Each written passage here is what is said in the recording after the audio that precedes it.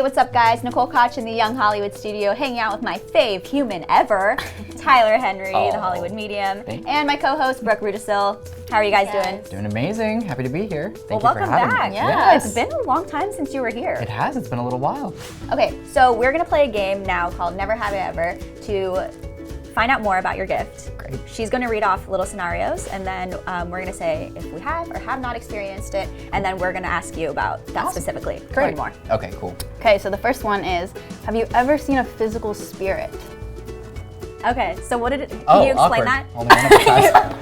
How is that awkward? It's like, obviously, you're going to be the one that experienced that. I've seen one in like a picture that I've taken before, but not like physically in person. So I believe that we are a consciousness and an energy, and that continues on, and that when people come through, they oftentimes project a recollection of their former physical selves. How is it reading two people or more than that? Well, it can be really interesting going into a situation because I have to kind of just place the information. I really like validation. So if I go in and I know of a name or someone coming through that I know is going to get placed, and the person in front of me can't place it, then I know that that message is for someone else. And this actually happened with my reading with Janet Kramer. She came for a reading in the hopes of connecting with her grandfather, and as I was holding onto her object, I was connecting to a bunch of people in the other room, and she brought a bunch of girlfriends to watch her reading. And they were like in tears because everything I was saying didn't apply to Jenna, it applied to them in the other room. And as they were watching it, they were like, that's for me. Have you ever heard noises from spirits?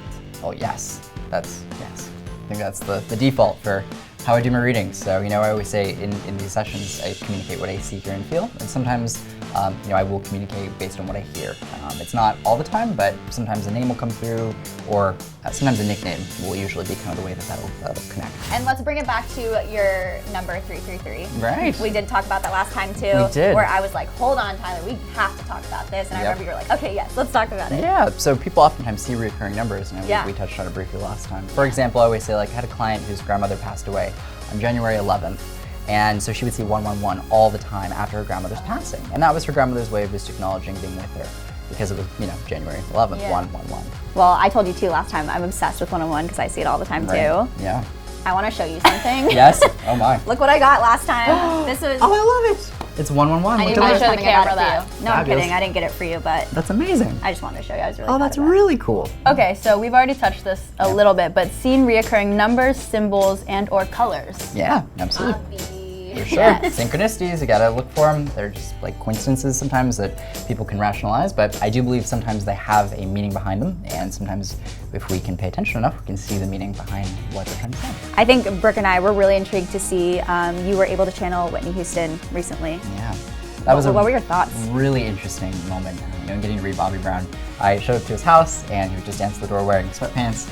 And we sat down, and immediately I had a very direct connection with his sister who came through. And people are actually surprised to hear that it wasn't Whitney to be the first person to make the connection. He got validations from family members that weren't celebrities.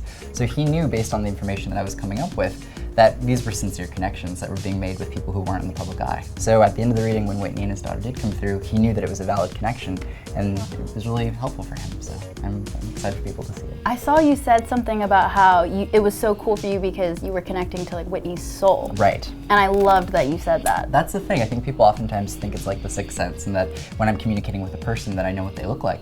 The reality is I often go through an entire reading never knowing what the spirit that's communicating to me look like in life. I see their messages. I don't really see how they look like in life. Thanks for stopping by again. Of course, you guys. I think she's like really just like shocked right now. I'm in awe. You are literally incredible. So sweet. I'm so happy that I got to see you guys today, and I look forward to coming back, and maybe we could do a reading sometime.